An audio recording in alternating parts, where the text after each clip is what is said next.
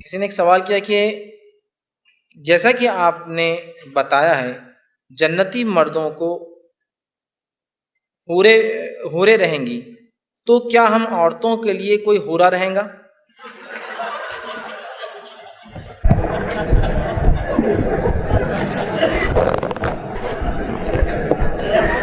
اچھا سوال ہے کہ جنتی مردوں کو حور ملیں گی تو عورتوں کو کیا ملیں گا؟ وہ حور کا حورا ہی ہو سکتا ہے، مسکولائن جینڈر اردو کے اندر.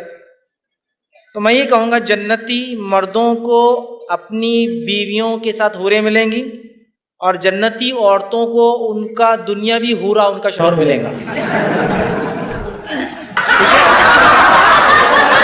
بہت سے لوگ اس معاملے میں پوچھتے ہیں اللہ رب العزت جنتی مردوں کو حوریں دیں گا تو کیا عورتوں کو بھی ایسی حور ملیں گے؟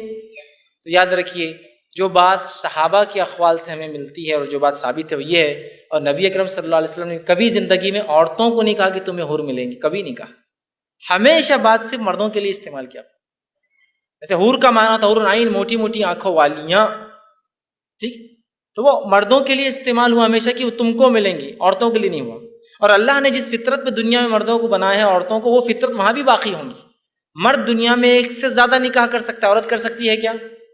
وہ فطرت وہاں بھی باقی ہوں گی کہ عورت کو اس کا شوہر ملیں گا، اس کے شوہر کو بیویاں مل سکتی ہے زائد ابن آدم سے، اور اس کے علاوہ حوریں ملیں گی. لیکن عورت کو کیا ملیں گا؟ عورت کو اس کا شوہر، اور اگر اس کا شوہر جہنمی ہوا تو اسے دوسرے انسان کے نکاح میں جو اس کے مرتبے کا، اس کے لیول کا ہوگا نیکی میں، وہ اسے دیا جائے گا. لیکن عورتوں کے لیے حور کے تذکرے قرآن و حدیث میں نہیں آئے ہیں.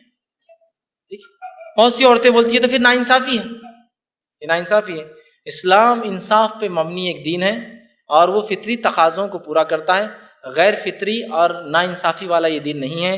لہٰذا اللہ رب العزت نے جس کو جو سمجھا اس کو وہ نعمتیں دی. تو خامخواہ اب ہم اگر موازنہ کریں، نہیں برابر دینا چاہیے، تو بہت ساری مشکلوں میں پڑ جائیں گے پھر لوگ، اس دنیا میں بھی اور آخرت. سمجھ؟ تو اللہ فطری جانتا ہے ہماری فطرتوں کو، اور اس فطرت کے اعتبار سے اس کی مرد کی غیرت نہیں کہ وہ کسی عورت کے لیے برداشت کرے کہ ایک سے زیادہ مرد اس کے پاس آئے ہیں نا، تو اسی طرح وہ غیرت وہاں بھی ہوں گی.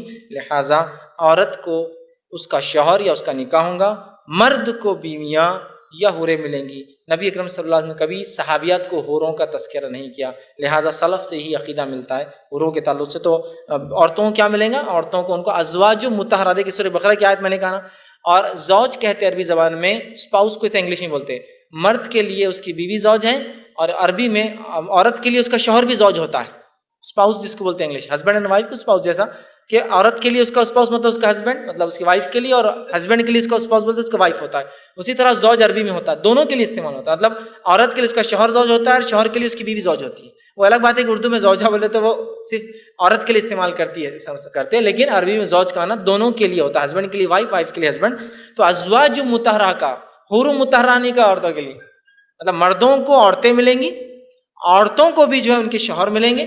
اور پھر حوروں کا تذکرہ مردوں کے لیے الگ سے آیا ہے، صحابیات کے لیے کبھی نہیں آیا. ٹھیک، اس سے یہی پتہ چلتا ہے سلف صالحین کے اقوال سے کہ مردوں کو حور ملیں گی، عورتوں کو ان کے شوہر ملیں گے، یا شوہر نہ ہو تو وہ دوسروں کے نکاح میں دے دی جائیں.